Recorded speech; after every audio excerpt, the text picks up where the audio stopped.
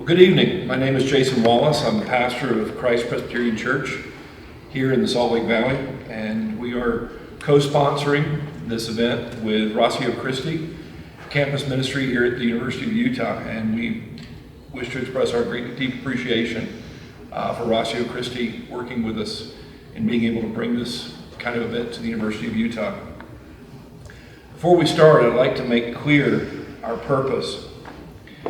There are many people here in Utah who test the biblical prophets and apostles by what the LDS prophets and apostles tell them.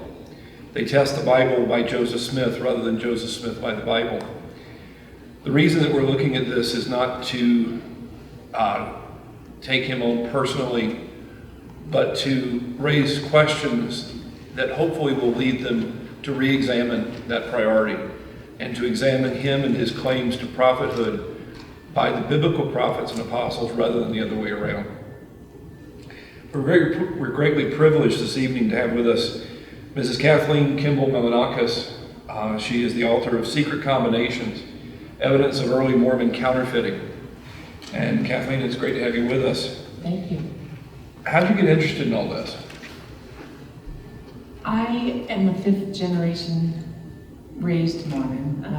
My husband and I looked into the claims of Joseph Smith and some of the history in our early marriage when we were in our early 20s, and we found a lot of inconsistencies. We found things that didn't match up to the official story, and we didn't even scratch the surface very deeply to find these things, and I had never gotten a burning in the bosom, which I really wanted to know what was true, and so we looked into it and just found that it couldn't be.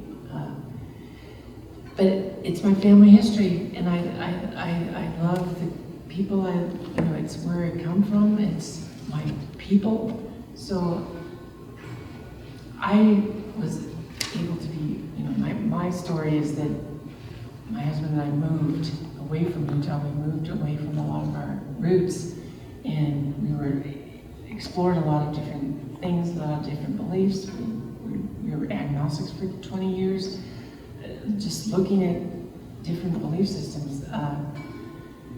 And then in my late 40s, the Lord started putting Christians in my path, and I looked more into that because I had been told the wrong story about who Jesus was by the secular humanists. Anyway, it's a long story of my spiritual path, but later on in my years after becoming a Christian, I really just started wondering. I read Martha Beck's book about how Hugh Nibley had falsified his footnotes, and I said, I wonder what else is going on, really. And my father had been raised in a polygamy group. He had been kind of passed around different ones. He is a direct descendant of Heber C. Kimball, who was the right-hand man of Brigham Young, the first counselor, and he and his family went way back with Joseph Smith in their family history. They knew each other before the Book of Mormon was ever written. And so, looking back in my roots, I wanted to understand more about how this all came about. I wanted to know what was the origin of polygamy, for one thing, because it was always very secretive in our family. My mom was in the mainline church, and there was just this shroud of secrecy. Didn't talk about it, but I knew some things about it. So anyway, I became very curious, and I wanted to know about polygamy, so I was really looking into Mormon history and reading all about that, and I was shocked. I just was dumbfounded about some of the things I found out to do with the polygamous wives and the different marriages. But I also ran into footnotes and side notes, and side stories about counterfeiting. And I said, I wonder if there's more to that story in this whole Mormon saga. So I started really digging into counterfeiting, and I just kept running into it. But I consulted hundreds of sources, and I went around the country. I went to Vermont. I went to New York Public Library Historical Association. I went to Missouri. I went to Ohio. I spent a lot of time at University of California, San Diego, and University of Utah here. I just scoured different court records and arrest records and court documents and journals and histories, and I just read everything to do, and I found a lot about counterfeiting, and I was able, with all the work that's been done by Sandra Tanner, by Michael Quinn and Dan Vogel, and the other scholars before me as well, unearthing these original Mormon documents and publishing them in specific books, then I was able to put together a much more complete story of how Mormonism arose and what the counterfeiting had to do with it. And come to find out, it had a lot to do with it. So, a lot of people, when they hear counterfeiting being mentioned in the same breath with Joseph Smith, dismiss it. Right. Let's give a little perspective. How many close associates of yours have you ever publicly accused of counterfeiting? Me? Let's see, 0. How many of Joseph Smith's close associates did he publicly accuse of counterfeiting? Well, I counted at least 15, but counting how many of the associates of Joseph Smith that were accused of counterfeiting by outside authorities or by each other or by himself, we have testimony, we have arrest warrants, we have all these records. It was kind of like counting the polygamous wives. There's another one. There's another. And so I counted at least 15 of his very close associates that he publicly accused, including Oliver Cowdery, his main scribe, and witness to the Book of Mormon, and first elder who got the priesthood, and David Whitmer and John Whitmer, the other two witnesses to the Book of Mormon. And then you have W.W. Phelps, one of his other main apostles, and then Warren Pierce, one of the officers of the bank. Julius Granger was one of the main counterfeiting people that was named in the Elders Journal, and Lyman White. So that was only in Kirtland. But then, and they published a document detailing a lot of the counterfeiting that was going on. And there's a long story behind it as far as, the dissenters and what happened in Kirtland, that the reason that he publicly accused them, and it was because he wanted to destroy their reputations and take the assets of the church away, and so that he didn't have them as rivals. And that goes into the bank and all that. But then there were 7 of his top officers in Nauvoo that he publicly accused. He wrote a letter to the governor saying they were counterfeiters and thieves and bogus makers, and called them, he accused them of that, and he accused them from the pulpit. It was because they were dissenting from him, and he wanted to deflect it back on them. No, I'm not counterfeiting, you are. And it was William Law, Wilson Law, Robert Foster, Charles Foster, Chauncey Higby, Francis Higby, Joseph H. Jackson, some of the top businessmen, and William Law was his second counselor in the first presidency. So he publicly accused him. So let's turn it around.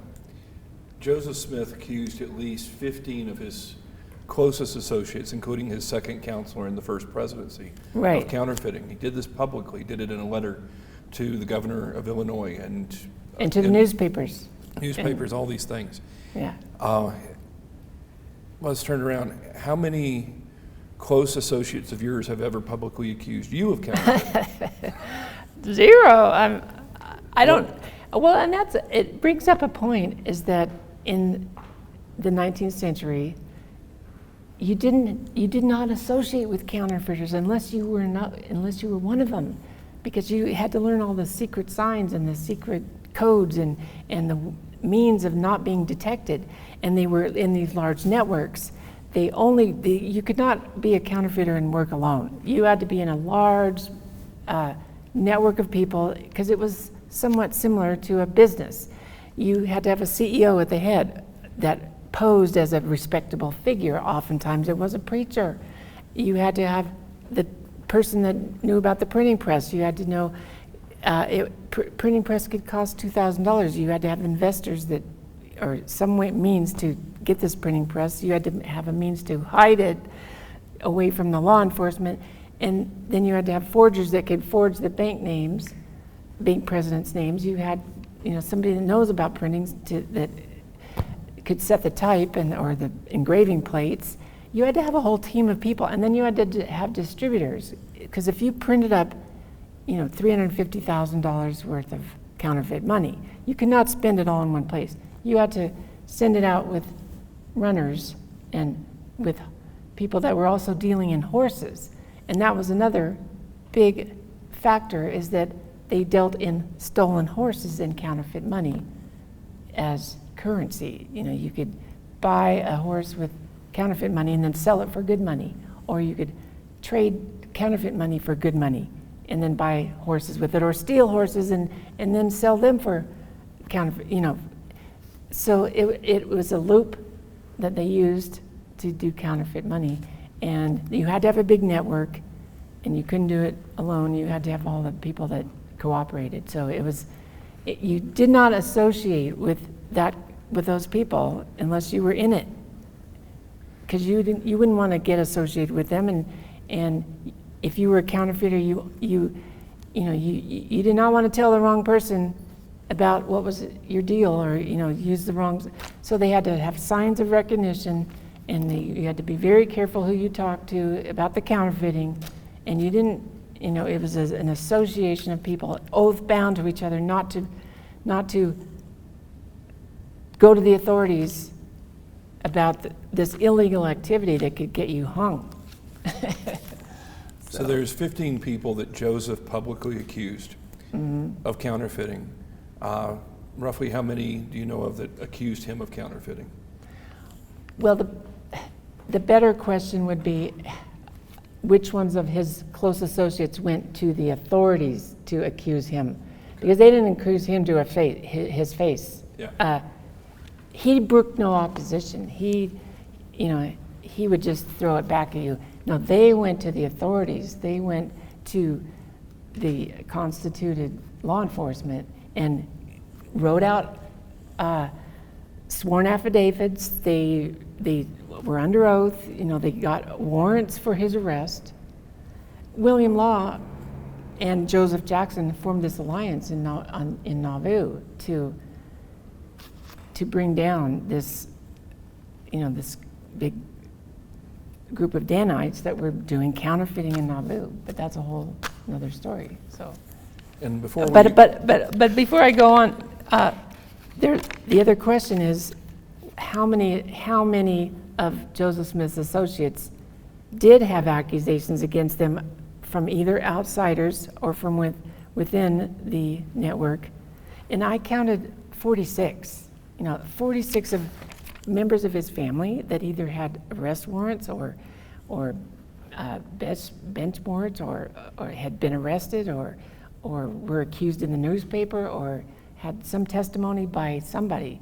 So, that's only the ones we know about for sure. 48. But members of his family. William Smith was he was very well known as a counterfeiter among people that knew. one of Joseph Smith's plural wives actually went to jail for passing counterfeit money, didn't she? Sarah Cleveland, she was the wife of Judge Cleveland, who was So she was a plural wife of Joseph Smith as well. She was married, but also married to Joseph Smith. She did get arrested in Kirtland, or in Ohio, for passing out counterfeit money, $390. So she was arrested. She got out on bail, which happened frequently.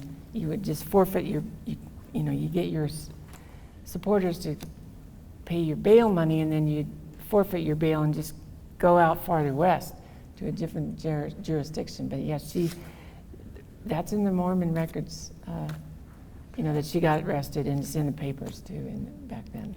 But The picture that is painted in a lot of books and movies and things like this is that the Latter-day Saints were persecuted for their righteousness, and that they were very godly people, and it was just the evil of the people around them. Joseph Smith and his brother Hiram were supposedly falsely arrested. They were killed by a mob at the Carthage Jail. Years ago, I saw the movie down at Temple Square, Legacy, and I remember them saying that Joseph went like a lamb to the slaughter. I want to sort of take that Carthage Jail and work backwards a bit through what actually led to that and what was going on in Nauvoo. Let's take it apart piece by piece. Did Joseph and Hiram go like lambs to the slaughter? well, if by that they meant that they were innocent and of any wrongdoing, no, I would not say that. They were accused of multiple felonies, and Counterfeiting being one of them. Counterfeiting being one of them. Treason. I mean, I have the list. They had legal indictments or warrants for their arrest for perjury, for adultery, that was a crime, for riot, for destruction of the property of the Nauvoo Expositor, the paper, counterfeiting. Joseph H. Jackson had gone to the governor specifically with details on that. He was when he was in Nauvoo, all the time he was in Nauvoo, well, at least since May of 1842, he was under indictment for the attempted murder of the former governor of Missouri, Lilburn Boggs, because Porter Rockwell had gone to attempt that murder. And there was a price on his head after that event. Missouri was trying to extradite him. Illinois also put a price on his head for that. And then the thing that put him into the Carthage Jail that ultimately was treason. So, I mean, and Thomas Ford said if he was guilty of even half the crimes that he was accused of, they were the worst rogues ever and were worthy of the gallows. So, just the crimes that they were accused of, were they really innocent? Why? And that's another thing about early America.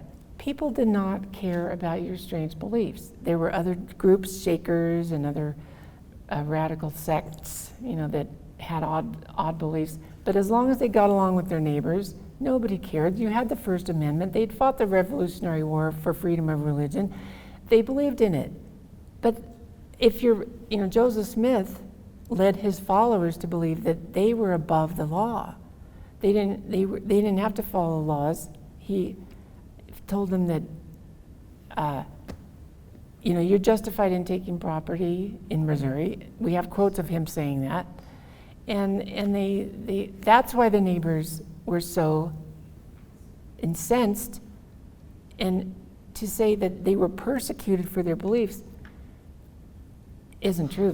People cared about the crimes that were committed, and as far as his death in Carthage Jail, the anti-Mormons and the people that were cooperating with law enforcement, the militias, they wrote out the statement, "We don't care about his belief. That is not true. We care about these crimes, but the thefts that we can't get any justice for," because the the Mormons would, as a large group, would move into a county, for instance, Jackson County or Clay County in Missouri, or Nauvoo, where they grew to be a large group, 16 to 18,000 people. They would elect all their own officers. Joseph Smith was the top of the government. And so he was under indictment for multiple crimes. So I wouldn't say that he actually went as a lamb to the slaughter.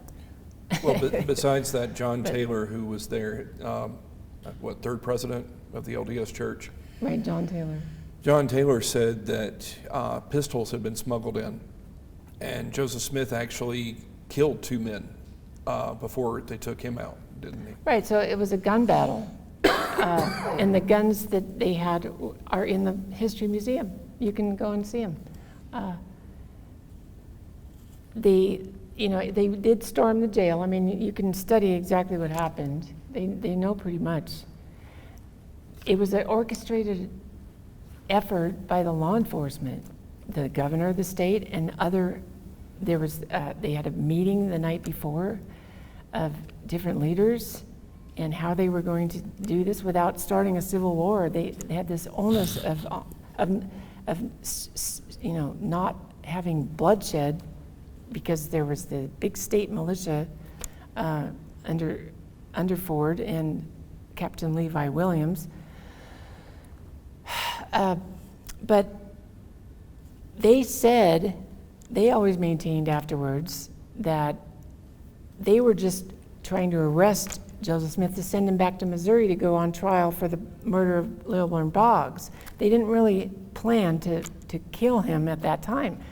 But when they came in to arrest him, he started shooting at them. And John Taylor recorded that he did shoot 2 men before he was shot himself.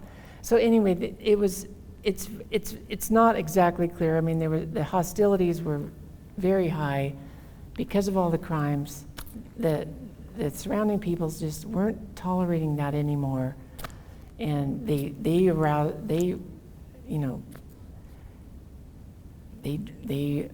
called up the militia. But the problem was the Nauvoo Legion had been ordered to rescue him. I mean, it's a whole long story. It's hard to give the exact chronology, but it definitely was a gun battle that he died in. And I don't know, where you want to go from there?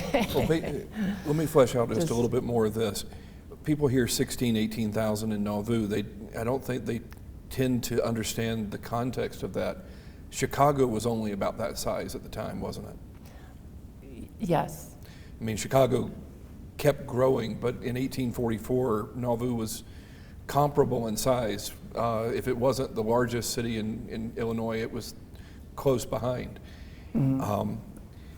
Joseph Smith didn't simply have a pistol. He actually ordered the Nauvoo Legion to rescue him, like you just mentioned. I don't know that a lot of people understand how big was the Nauvoo Legion and how did that compare to the Illinois State Militia? Well, it was one of the big reasons why the surrounding people were so concerned about what was going on in Nauvoo, because it is amazing what they were able to do within this short span of 4 years, between 1840 and 1844. They founded Nauvoo. They brought in thousands of immigrants from England and Scandinavia. They gathered people from all over the United States. Joseph Smith said, it's a commandment that you must gather here in Nauvoo. So any Mormons that were anywhere, back in Ohio or in Missouri, they all gathered to Nauvoo. And so it grew to be a town of 16,000. But he gathered this army of 4,000 men.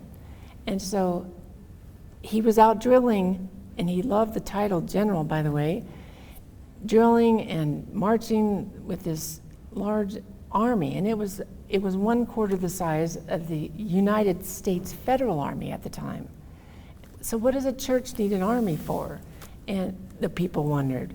And it was the state militia that was under Thomas Ford was half the size of the Nauvoo Legion. So what were they going to do? You know, people started complaining about all the crimes, the counterfeit money and the thefts, and how are we going to have a law enforcement body strong enough to counter this Nauvoo Legion? And so it was a real dilemma for Thomas Ford. You know, how was he? You know, in Missouri, the governor had called out the state militia, and they way outnumbered the Mormons, and that was why they were able to drive them out. But this was not so easy. One last thing I want to flesh out in terms of Joseph Smith being in jail. You mentioned how people who had been involved in that mob said that they came there not to kill him, but to take him to Missouri. Joseph Smith actually had escaped jail in Missouri and had a bounty on his head. There were warrants out for his arrest in Missouri, weren't there? Yes, he had sent Porter Rockwell to take out, you know, Lilburn Boggs. He was under arrest for all the crimes that he was under a grand jury indictment in Missouri included high treason, larceny, riot, murder, robbery. They didn't include counterfeiting in that. But he went on trial, a preliminary hearing in Missouri for these crimes. And then he spent 4 months in jail. But the grand jury during that time, evidence was supplied for that. So he was under grand jury indictment when he escaped jail in Missouri to go to Nauvoo. So those indictments were still hanging over his head, and the governor of Missouri, Lilburn Boggs, was pressing his fellow politicians to extradite Smith to come back to Missouri to stand trial. I mean, the political machinations are crazy because, you know, Joseph Smith went to Washington to try to get redress for the losses that he said he suffered or his people suffered. Well, he was the one that had perpetrated. According to his inner circle officers, he was the one that had started the Mormon War in the first place, in the pillaging and the burglary and the larceny. But it started the whole war, and so he had these indictments. Then, because Lilburn Boggs was his nemesis, the man telling people in Washington, and you know they published this Senate document 189, outlining the testimony of the first high-level officers, saying what was actually going on with, you know, Joseph Smith, testifying against him. So he wanted to get rid of that enemy, and he sent Porter Rockwell, and Porter Rockwell later even bragged that he had not finished the job. He only had, you know, he went on trial for shooting Boggs when he's sitting in his living room reading his newspaper, and he sustained 4 buckshot wounds, and the doctors thought he would die, but he ended up living. And they did trace the gun. The gun was left at the scene. They traced it to Porter Rockwell. They did arrest him, but there wasn't enough evidence for the trial to convict him, and they had means of, who knows if he perjured the testimony or what, however, but he got off on a technicality. He wasn't convicted.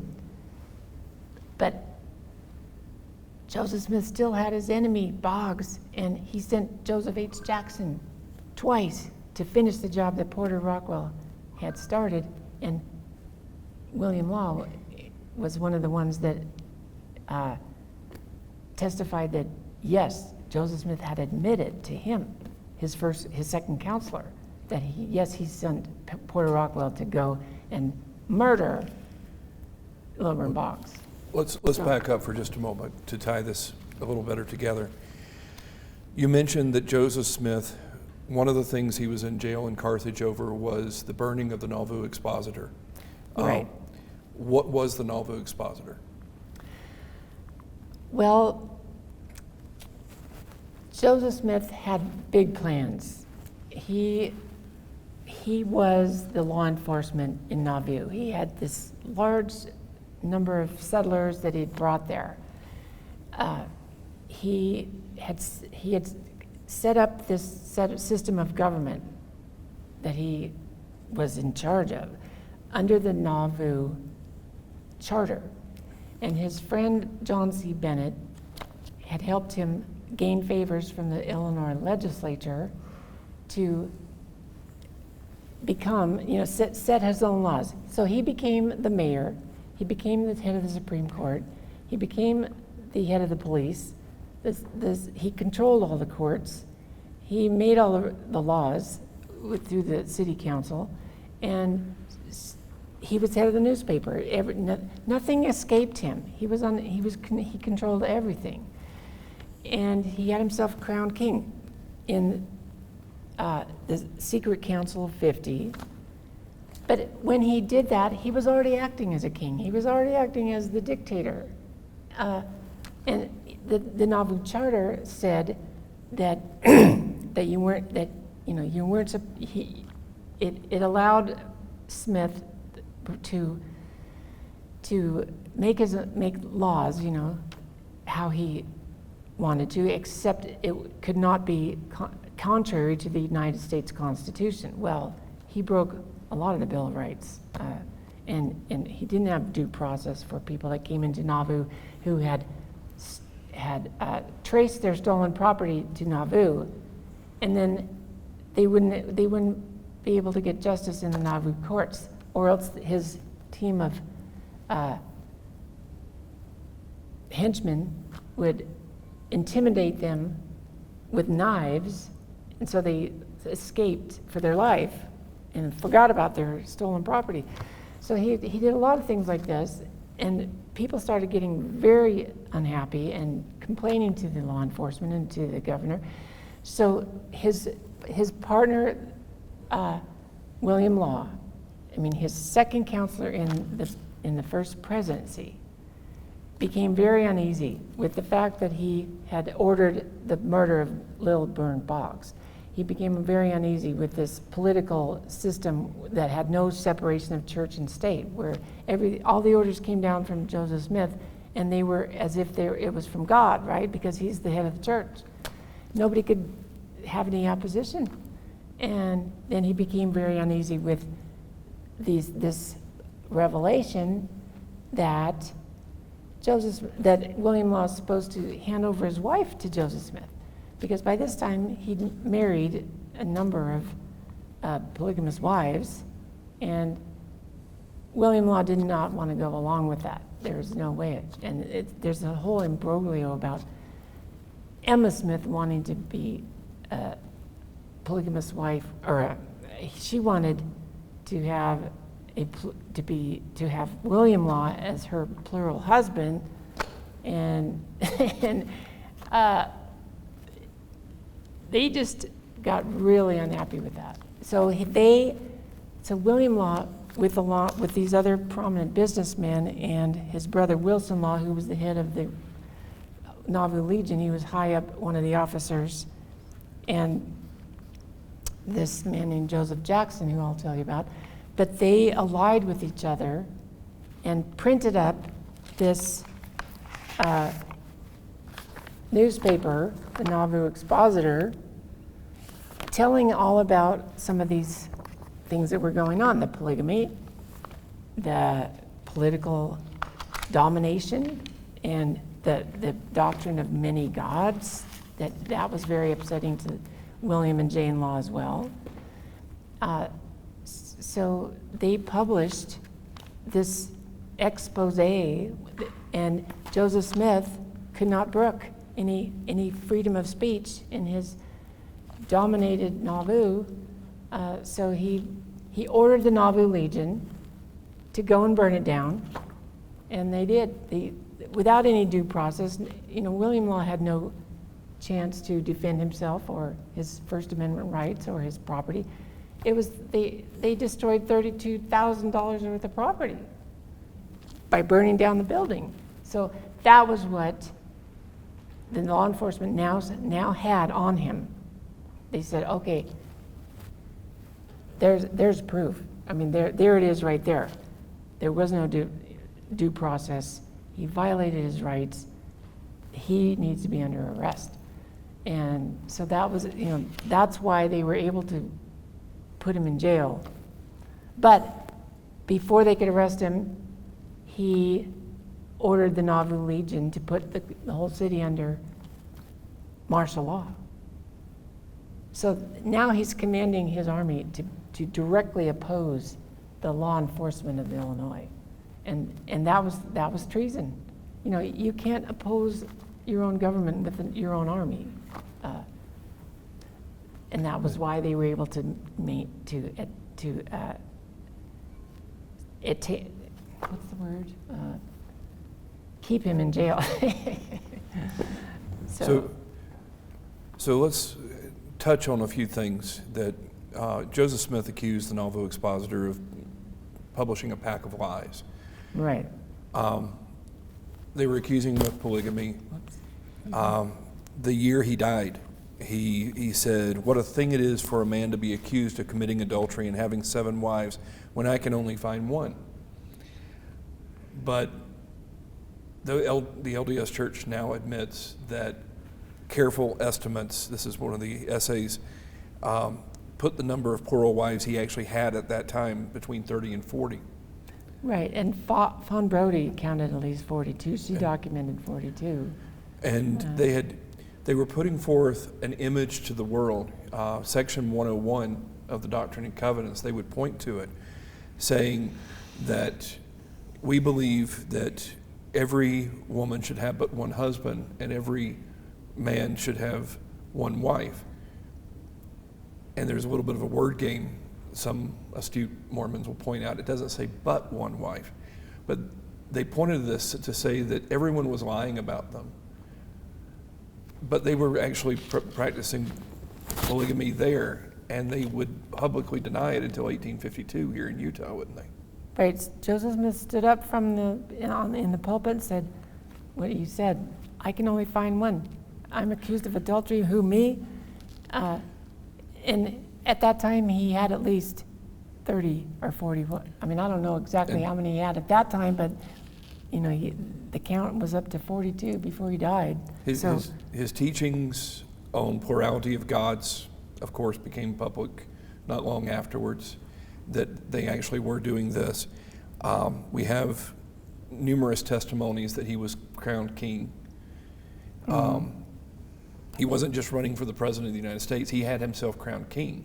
Right. And had the Council of 50 setting up this kingdom of God on earth, making alliances with the Indians. Right. But let's come back to the counterfeiting, because we're sort of painting a big picture, but I wanted to draw out the counterfeiting part a little bit. But before we get there, William Law, they didn't just burn his press, did they? He accused Joseph Smith of trying to poison him as well, didn't he? Yes, when he became a dissenter, when he started organizing this Reformed church with 300 people in it and allying with the law enforcement and going to them with warrants for his arrest, and William Law had to be very careful and do it in secret and not let the rest of the oath-bound men know. And so they formed this alliance and did things very carefully, but Joseph Smith did find out that he was doing this, and that's when the accusations started going towards them. But he said years later that yes, he was afraid for his life, that there were attempts made and one of them was this reconciliation dinner that Hiram and Joseph invited the Laws to. They tried to get him to come to this reconciliation dinner. And so then it would look like they made up, but they would poison him and he would, mysteriously die, or it would be an illness that he would die of, but it was really poison. So Joseph H. Jackson is the one that revealed this conversation and the plot. But William Law said he verified it later. It's all in the narrative by Joseph Jackson, the murder plot to kill William Law. And it's also in William Law's testimony that he gave later to the Salt Lake Tribune. Now, a lot of people would assume that this is just paranoia, that this is something that William Law either sincerely or insincerely is just imagining in his own mind. But there was a lot of poisoning going on in Nauvoo, wasn't there? Yeah, there were murders. But when you think about it, if you're running a counterfeiting ring, if you're doing horse thieving and other crimes with this large network of oath-bound men that are sworn to be loyal to you, right or wrong, or on pain of death, they've already agreed that if they become disloyal, that they agree to die. So, and it's because they have to be silenced. If you're the head of this criminal operation, you can't be having people go to the authorities. You got to silence them. And so there were a number of people that, suffered under this pain of death penalty. And Joseph Johnston, who is a real expert on Nauvoo, he's writing a biography of Joseph H. Jackson. But I heard him say, and this is not something I can document myself, but at the John Whitmer Association conference, he said that he had counted like 44 different poisonings or murders, in Nauvoo. So. And if people doubt that, William Smith, Joseph's brother, wrote a letter to the New York Tribune in 1857 accusing Brigham not of trying to poison William Law or being part of Joseph Smith trying to poison William Law, but he accused Brigham Young of poisoning his brother Samuel, who after Joseph and Hiram died, Samuel seemed to be a logical successor, and all of a sudden he got sick and died. I think it's LDS Encyclopedia said he died from his ride back or something like this. Basically, he died from riding on horseback. He just all of a sudden got sick and died. But William insisted that Brigham had Brigham actually had poisoned him, didn't he? Well, they don't have the proof, but they have a lot of testimony that William Smith believed that Brigham had ordered the death of his brother Samuel. And yeah, he told the story of that he wasn't sick, but he died mysteriously of a sickness. And just like the counterfeiting charges, it's not just accusations going one direction. Brigham actually at General Conference in 1863 said that Emma had poisoned Joseph twice, didn't he? Yeah, and there's a part Joseph and Emma had a very rocky relationship, especially when he started marrying all these other secondary wives. I mean, she did not like that. She was always against it. He did not get her permission to do that. She threatened to divorce him at least twice. And then Brigham Young said that she had tried to poison him. And there was a part in his journal where he vomited. He was at a dinner, and all of a sudden he just got deathly sick and started vomiting, and he dislocated his jaw. So maybe that was, we don't know, but maybe that was the time that Emma tried to poison him. So But Brigham had no doubt. He said that twice she tried to kill him. So, well, you've alluded to Joseph H. Jackson. Who was he? Joseph H. Jackson was a very important person who was instrumental in bringing about the downfall of the Smith brothers. He came to Nauvoo in 1842 from outside. He told Joseph Smith that he was from Macon, Georgia, and that he was a fugitive from justice, which that made Joseph Smith be interested in him, using him to do some of his, errands, you might say. So he endeared himself to Joseph Smith. They became very close friends and confidants. He was his real estate agent for a while. They would go riding on the plains. They were friends. They saw each other at events, and everyone knew that he was a very high-profile person because he was a close associate of Joseph Smith, including becoming his aide-de-camp in the Nauvoo Legion. So he even lived with the Smiths, didn't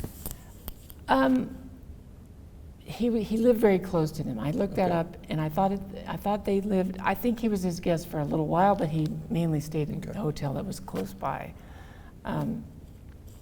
But there's a whole story about him. We don't know a lot about him before he was in Nauvoo, but we do know a lot about what he did in Nauvoo, because he wrote this 34-page pamphlet, and he wrote explaining all the things that had happened. He wrote letters to the editor in the paper. But he probably was a counterfeiter who had come from a gang in Georgia, because he knew all the inside signs, he knew all the tricks, he knew the secret ways of counterfeiters, how to use the signs of recognition. But in those days, it was frequent, or not uncommon at least, for counterfeiters or people that were in these gangs to decide to go to the law and become a bounty hunter instead, because maybe they were going to be under penalty, maybe they'd gotten caught, so maybe they would escape that by becoming a bounty hunter. And they would be able to infiltrate into the gangs because they knew all their ways. So he later said in his pamphlet that he had always come to Nauvoo specifically for the purpose of infiltrating into this gang that was so rumored, and it was all secret, but he wanted to find out the inside story of Joseph Smith and what he was doing, and there was a bounty on his head, so maybe he decided to go for the bounty, the price on Joseph Smith's head. But in any case, he worked his way into the inner circles, and Joseph Smith hired him twice to do the work that Porter Rockwell had only started. Go finish the job of killing Wilbur Boggs, and he offered to pay him $3,000. This is according to what he said. But he also wrote June 1st, in 1844, a letter to the editor of the Warsaw Signal, which was the opposition paper, called Startling Disclosures. And so this was really one of the big nails in the coffin of the Smith brothers, is that he revealed in the paper that he had always come to Nauvoo to be on the side of law enforcement, that Joseph Smith had revealed to him that the Book of Mormon was a fraud, that they had been counterfeiting in Kirtland, that he had been hired to go kill Wilbur Boggs, but he didn't do it, and that there was counterfeiting going on. And that was a big deal. Counterfeiting was a felony. You could get hung for that. So he published in the paper. Everyone knows him as really high profile with Joseph Smith, and he said that. Now I know everyone knows me as a friend of Joseph Smith, and so you're going to be surprised, but this is startling. But yes, I am revealing to you, this is the case. You know, these three things, these four major things. And then, so he allied with William Law. They formed a really important alliance. William Law published the Nauvoo Expositor. He burned down the press, and Joseph Jackson went to the governor and told him the inside details of the counterfeiting that was going on, that they had printed up $350,000 worth of counterfeit money, and they were sending it out. And you know where the press was located, it was in his house, in the mansion house, and he could tell the secret passageways and how they escaped, and then you know, Joseph, I can tell you about the Joseph Johnson. You know, for so many years, the historians dismissed this pamphlet that Joseph Jackson had written because it was just so outlandish. Oh, he couldn't have done all that. He couldn't have, you know, been counterfeiting and horse thieving. But in recent years, just like John C. Bennett's expose, they found that a lot of what he said was true. And here he has the sheriff's affidavit in the back, backing him up. And recently, not in time for my book, but 2 years ago in 2017, the expert on Joseph Jackson, his name is it's funny enough, it's Joseph Johnston, but he lives in Nauvoo. He's writing this biography on Joseph Jackson. He actually found counterfeit coins in Joseph Smith's home, just where Joseph Jackson had said they would be found. I mean, he said they were doing it in the basement. He found counterfeit coins in his basement. So they are actually the property of the Community of Christ, the reorganized church, back in Nauvoo, in the museum, and they have the copyright. They own those coins. So, but there's, I mean, we even have counterfeit money coin specimens. So I don't want to go too far afield. I want to keep the focus on Nauvoo tonight. But the Mormon apologists used to deny that Joseph Smith had actually ever been arrested or charged with glass-looking, being a con man, these kinds of things. But then Presbyterian pastor did some research and actually found the documentation to back up the accusations that have been made elsewhere. yeah, Wesley Walters. Well, yeah, Wesley Walters. And I went through all his papers, by the way. He collected a lot of information there back in Missouri in the Covenant Seminary. Yeah, Yeah. I know the librarian there, or the archivist. But once it became undeniable that he had been arrested as a con man, they tried. In 1826. Yeah, they tried to say, well, youthful indiscretion. It doesn't have anything to do with his work as a prophet. But now, as more information is coming out, the lines got blurred where the same seer stone he was claiming to use to find buried treasure is the same seer stone he claimed that was supposedly in his hat being used to translate the Book of Mormon. Mm-hmm. And so the lines between religion and crime were blurred early on. They get really blurred here. Yeah. You alluded to him before. Who was John C. Bennett? Well, Because I think he's the story about the seer stone, that's a whole nother thing. And that's all in my book. You can read all about that. How he started out learning how to read people and how to know how to con them, early on in his life with this seer stone trick that he used to play and the money digging. But that's a whole nother story. But he learned it early on. And then, so John C. Bennett is another character that shows up in Nauvoo, who, the Mormon historians say that he just showed up, and the Smith brothers didn't know him before that. He turned out to be a scoundrel and a rogue. He was universally universally acknowledged as a scoundrel and a rogue by the historians, by everybody back then. So Joseph Smith was naive in trusting him? No. It even said in the Nauvoo Neighbor that the general, the First Presidency vouches for John C. Bennett. They knew him back in Ohio. And he was ever much as a scoundrel back then. He called himself a doctor. He had limited doctoral training. I mean, he did have some medical training, but he forged names on documents. He became an antagonist of Alexander Campbell, who was the rival of Sidney Rigdon, the main preacher for Mormonism.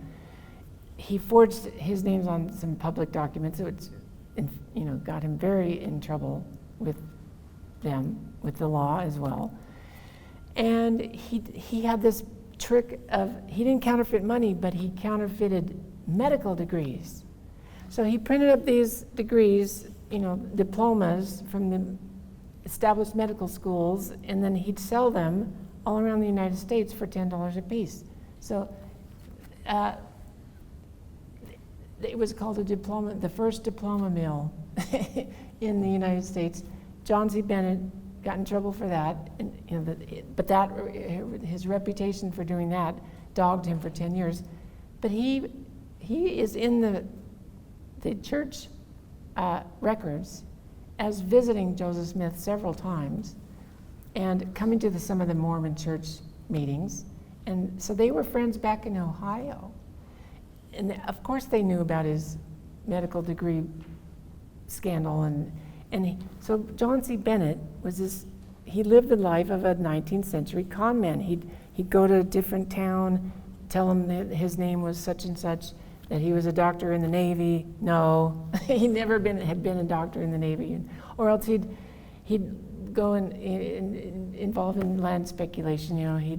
He'd tell, this one episode was where he went to a town in Michigan, and he told everybody that he knew that this was going to be the capital of Michigan, and made the land prices go up. And that was fraud.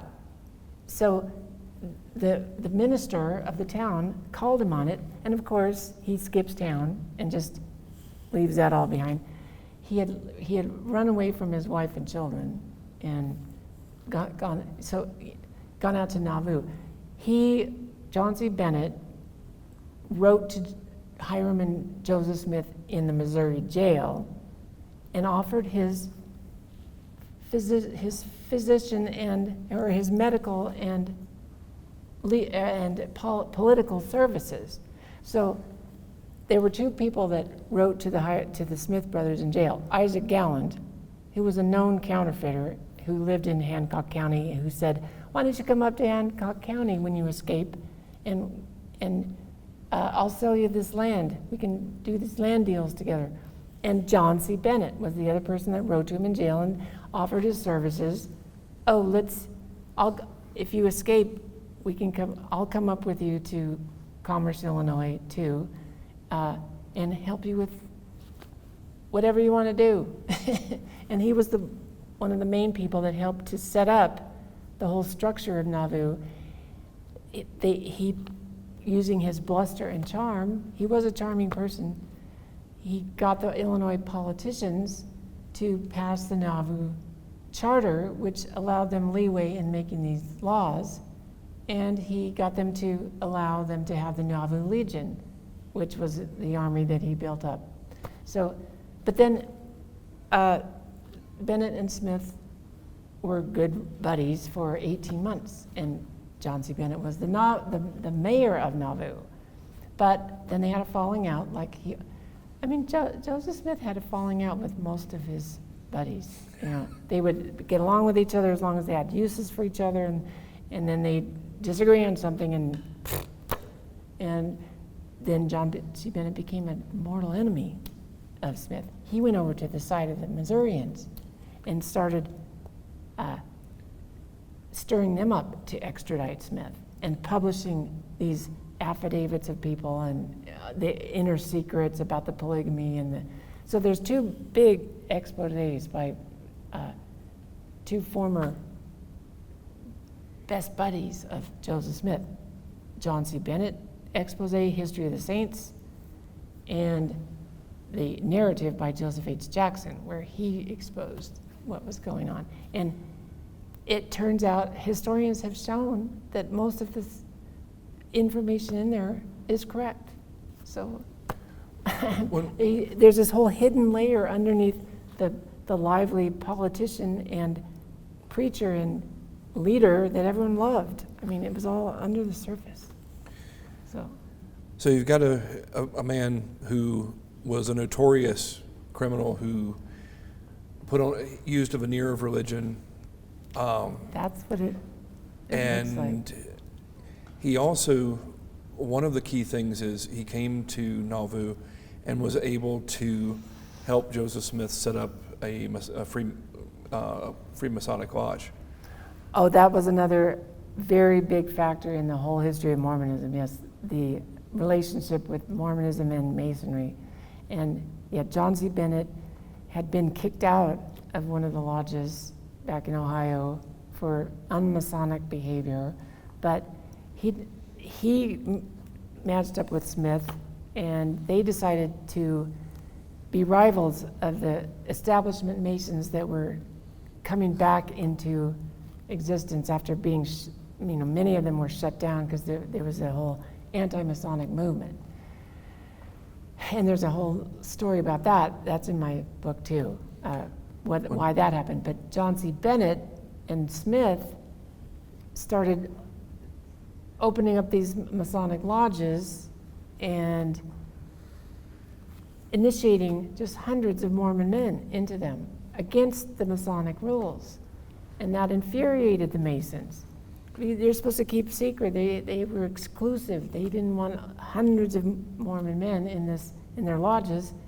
And that was another big reason why they wanted the downfall of the Smith brothers. The Masons were also part of the militia, and there were different ones in different offices. But yeah, that was, and they built this big Masonic lodge in Nauvoo that you can go there and see today. That was against their rules. They didn't really charter that. So you've got all this drama taking place in Nauvoo. You've got all kinds of accusations back and forth of polygamy. John C. Bennett was actually excommunicated for polygamy, wasn't he?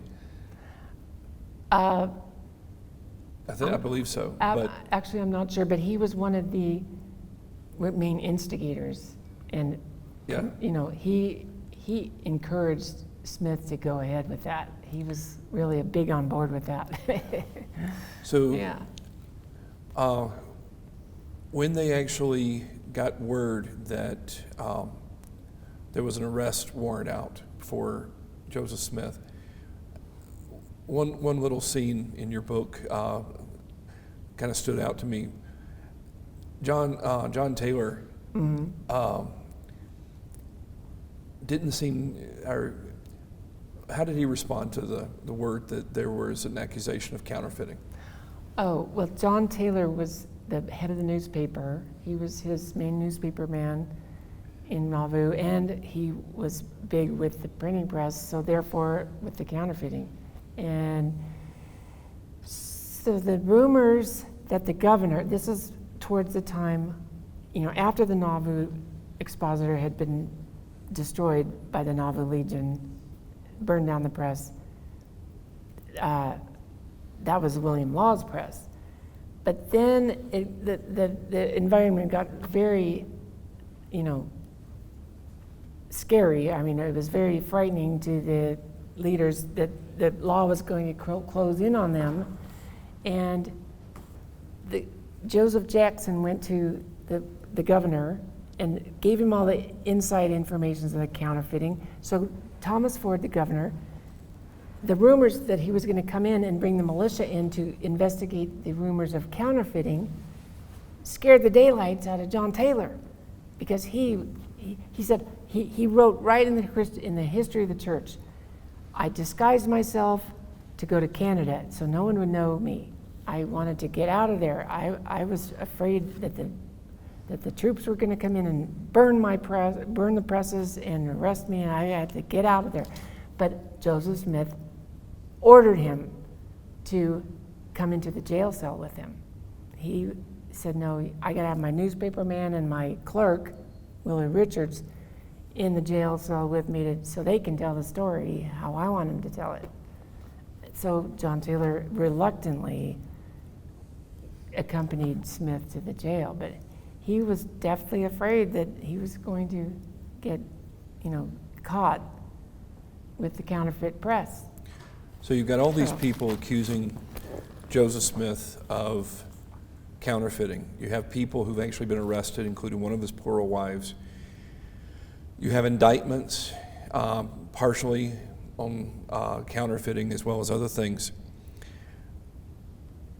Those indictments didn't go away with Joseph Smith's death, did they? No. Because Thomas Ford wanted to avoid a civil war, and because he was outnumbered in the men in his troops, he had 1,700, he said, in the militia. Joseph Smith had somewhere between 3,000 and 4,000. So he did not want to have a bloodbath with trying to take the militia in to investigate the counterfeiting charges and the other charges. So he only took a small party with him, bodyguards, and gave a speech to the Nauvooans and said, he told some of the things that Smith brothers were accused of. And so in the meantime, Joseph Smith had put the city under martial law, but they tried to escape in a leaky boat up to the Iowa jurisdiction, but then they found out that the sheriff of Iowa would also be ready to round them up and turn them in. So that was when they're surrounded. He knew that the Missourians there was a force of men coming from Missouri to help the state militia of Illinois. And then he had the law enforcement in Iowa closing in. So that was when Emma wrote to him, he decided, okay, I guess I better give myself up. So he was cornered, even though, and he didn't want to have a civil war with his own people either. He wanted to avoid, and Emma said, please don't leave us at the mercy and have us, we don't want a war where they're attacking our people and killing and have this. So that's when he was escorted to the jail under the governor's escort. And what was the question? No problem. This is fascinating. After Joseph's death, oh yes, didn't a marshal come to Nauvoo to arrest Brigham Young? Yes. So he wasn't able to investigate the counterfeiting at that time because of the danger of civil war until after the Smith brothers were gone. But Brigham Young became the de facto head of this big apparatus that Joseph Smith had going. He had all these hundreds of men under his control, and the government, and the secret police, and the Legion, and so he stepped in secretly behind the scenes. Nobody, there was a floundering at first, like, is Sidney Rigdon going to be the head of the church and the government now? But Brigham Young kept on going. He stepped in and, like William Smith said, probably ordered the death of Samuel Smith, who also could have stepped in. But he continued on with these depredations, that he passing the counterfeit money, and there were several robberies that took place after the death of the Smith brothers, and it was said, it looks a lot like it was under the orders of Brigham Young, and if it wasn't under his orders, then these men had done it on their own. But Brigham Young according to 5 different people, said that Brigham Young ordered the death of Curtis Hodges, who wanted to get his brothers out of jail after they got arrested for these robberies. So, yeah, there were crimes that kept being committed. Well, and then finally, the federal government got involved with arresting the top leaders of the Nauvoo leadership for counterfeiting. Maybe because of Edward Bonney, who also went to the authorities, and because of A.B. Arthur Williams, these robberies caused a schism in the band. So, and that's what happened. The pressure got. It often happened that pressure from outside got really heavy, and so the inside Danites and people would turn on each other. Like, I don't want to go to jail. I'm telling them about you. And so there were several of the Danite band, the insider men that went to the government in Springfield and gave all the inside information on 12 top leaders, including Brigham Young, John Taylor, Parley P. Pratt, Orson Hyde, and Willard Richards. And that was 5 of the top leaders. There were 7 other leaders that were indicted for counterfeiting by the federal government. And yeah, so. And when the marshal came to arrest him, oh, he resisted the arrest, just like Joseph Smith had. He called out his 200 men as his militia. And so the marshal comes in, and the other leader of the Illinois, official militia, and he made jokes. He mocked them. He said, "Oh yeah, you just try to arrest me." And so the Illinois militia leader could see this is going to be a bloodbath. If I don't want my men slaughtered by this other army. So they were constantly opposing the government of Illinois and of the federal government.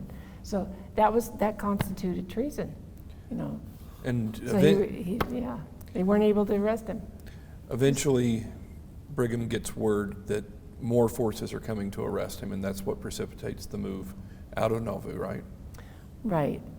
After the death of the Smith brothers, the lawlessness continued, and there were more complaints of thefts and crimes, and the people were just becoming intolerant. The Mormons have to leave. And there were 9 counties that organized together it was called the council, let's see what. Anyway, 9 counties got together to vote that we have got to remove, the Mormons have got to leave. No matter whatever means they are going to use, we're going to insist on the governor of the state and the federal government, if necessary, the Mormons cannot stay because there's too many crimes. And then they repealed the Nauvoo Charter, and that was even more lawlessness. The robberies. Colonel Davenport, this older gentleman, was murdered in broad daylight during the 4th of July activities, and that was traced to the Danite band. So then, because of all, there was all this tension between the Mormon settlers and the non-Mormon people in the surrounding country. And so they agreed in that 9-county meeting, Brigham Young agreed to leave Illinois in the spring. That was in November or in the fall that they had that meeting. Oh yes, as soon as the grass is green enough for our animals to have pasture, and as soon as we have time to sell our property, and so it won't be cold for our children, we'll leave in the spring. However, this man named Samuel Brannan went back to Washington and was making deals with the federal government they were threatening to send the federal troops out to Nauvoo to arrest them for counterfeiting for these indictments that they had, the grand jury had drawn up. So Brigham Young gets the word from Samuel Brannan that you better do something because he's threatening to send the federal troops out to disarm you. And if you were going to go to Oregon or Great Salt Lake Basin, then you better go. So, though it was those letters that they said, and Dallin Oaks even admitted that. He said it was the threat of the letters in the Sam Brannan letters that caused them to leave in February. So February 1846, under tremendous pressure and in the middle of the winter, with the little children cold and exposed, that's when they leave because of those federal indictments. So I get the impression that the scramble for power seemed to throw things into greater chaos. There have been all kinds of accusations of theft and murder by the Mormons, but it was the murder of some Mennonites across the river in Iowa, where some Danites were actually convicted, which made other Danites break ranks and admit that they were under they were under secret oaths. They had vowed that if they ever revealed the secrets, they would die. And one of them you mentioned, Edward Bonney, actually wrote an expose on the Danites that he had been part of, called right, that was another big expose. The banditti of I guess it's the plural of bandits of the plains. Right, of the prairies, banditti of the prairies. Of the prairies, excuse me. Best-selling book, and historians have documented that that's true too. I want to give an aside to help back up some of this, because the accusations are that they were making counterfeit coins using base metals, giving them a veneer of silver or gold. They were counterfeiting paper money. There are accusations, we don't have time to get into tonight, about Halls and counterfeiting, bringing presses to Utah in 47. But in 1849, there's something that no one, I think, can reasonably deny. The gold rush brought a lot of money into Salt Lake. Sutter was actually Mormon. Much of the early California gold was found at what they call Mormon Island, the Mormon diggings, below his mill. So there was Brigham Young started actually making gold coins. And you've got one on the cover of your book, and it says pure gold. But they really weren't, were they? No. The whole wagon train, the first wagon train of Mormon settlers with Brigham Young went out to Salt Lake in 1847, and this was before the gold rush. But Brigham Young sent many of his Mormon battalion soldiers out to California to be in they had discovered the gold. So yeah, they were one of the first ones to be there and bring back a lot of gold to Salt Lake, including Porter Rockwell. He was one of the main ones to be out in the gold fields. And so they brought back to Salt Lake this gold, and one of the first things Brigham Young does is start minting coins. And you can see the coin dies that he used in the Mormon History Museum. They're there, and they have Masonic signs on them. He coined these gold coins, and there was a big flurry in the economy. He sent a lot of the coins to San Diego and to LA and to back east so it caused a flurry but then they did assay tests, and come to find out, these coins were debased by 20%. They did not have they had only 80% of the amount of gold that they're supposed to have. So this caused a panic, and a lot of people that bought these coins lost a lot of money. So it was a big scandal. Well, it's But it fit the pattern, though. I mean, they'd already been doing this. So it's funny. A $10 gold piece in very good condition that was minted here in Salt Lake is worth nearly $500,000 now. Really? The reason they're so scarce is that they were being received at such a discount. People learned that they were not what they purported to be. They weren't pure gold. right. They were alloyed with other metals to make people think that they were $20 worth of gold. Maybe they only had $17 worth of gold. Right.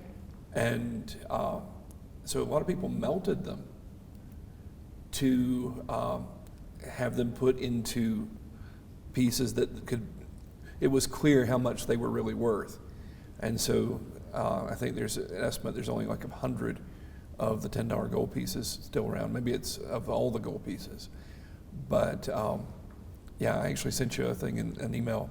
Oh. There was a newspaper article in 1850 about how they had discovered that these pure gold coins really weren't pure, Yeah. and made by Brigham Young. Yeah, and I have a newspaper article on that. I can share with you if you want. Okay, well, let's draw things to a close here. A couple of things left. There were accusations that counterfeiting was involved in trying to finance the Utah War as well, weren't there? Yes, in 1857, and I put that in my epilogue because I went to 1847, but as Will Bagley said, if the counterfeiting charges weren't true, they would have stopped. But they kept going on in Utah, even till 1857. And of course, the federal troops were going to come out to Utah to enforce the laws. Again, they heard about the polygamy going on, and they continued with a lot of these same crimes of the settlers going to the gold rush. So he wanted to finance the troops to fight the federal government again,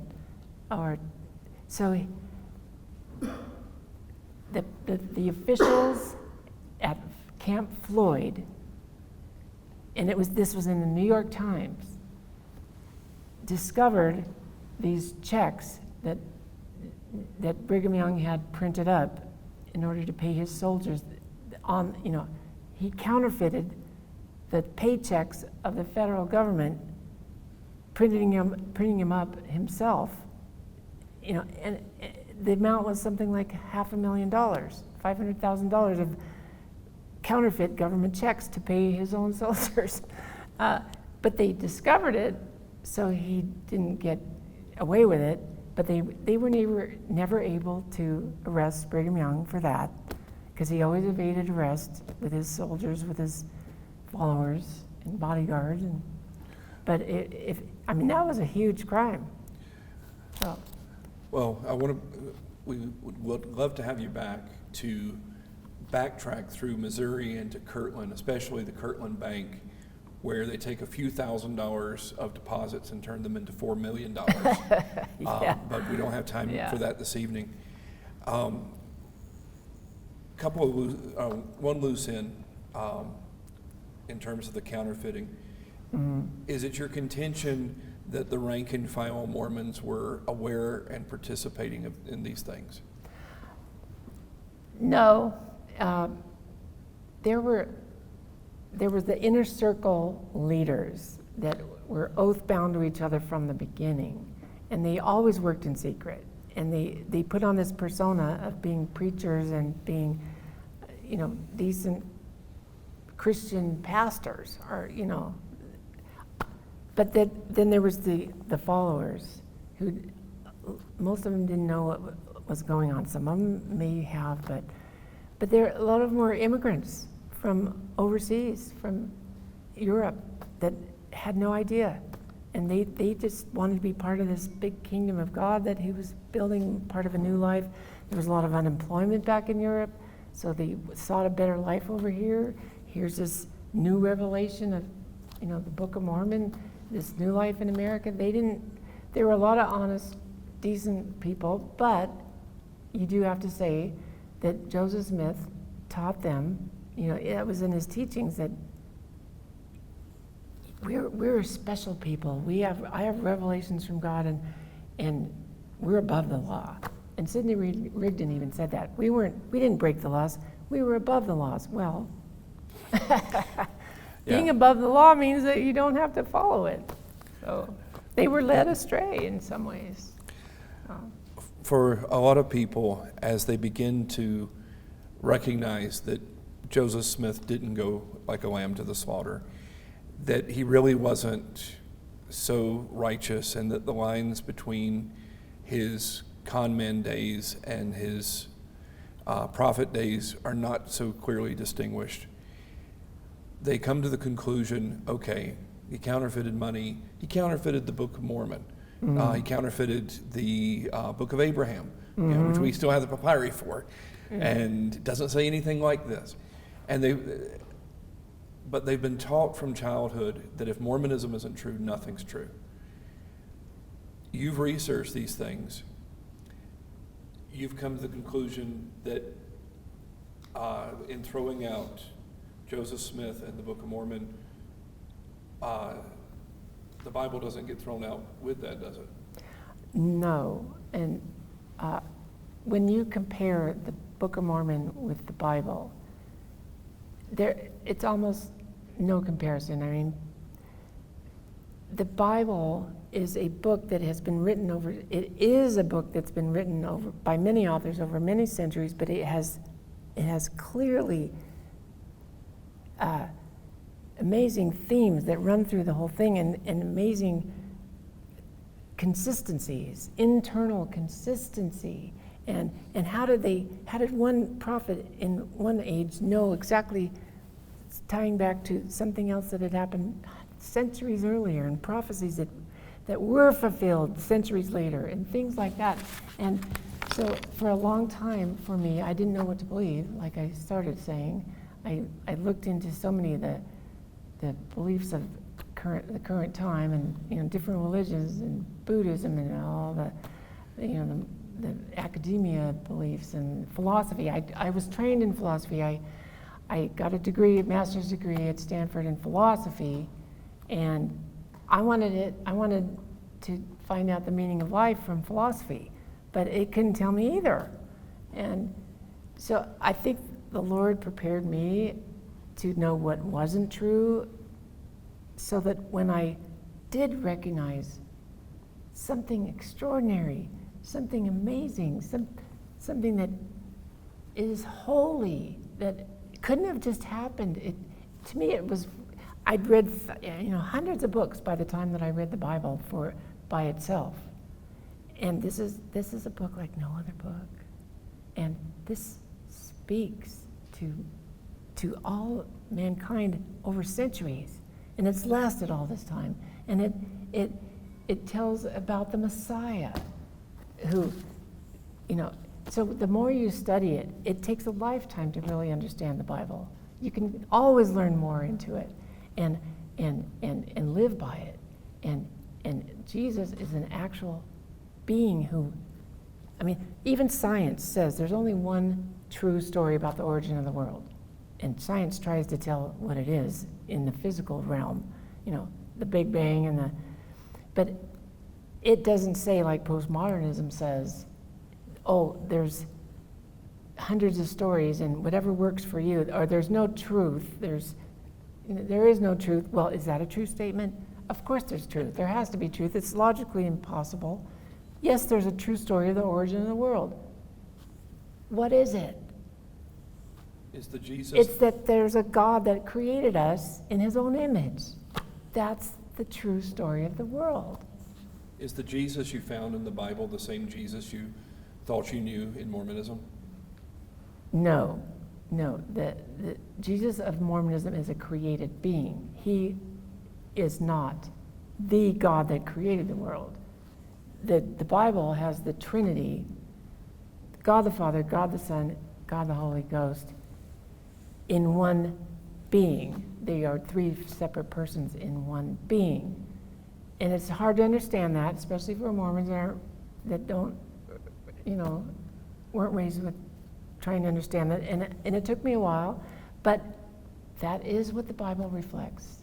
And so it's not the same as the elder brother of these spirit children in the pre-existence who became, the God the Father worked his way up to be a man, and then Jesus worked his way up, and it's all on works, a basis of works. No, the God of the Bible, Jesus of the Bible, always existed, always was, always is, and always will be, coexistent with the Father. He's and always the, been and the God. Holy Spirit.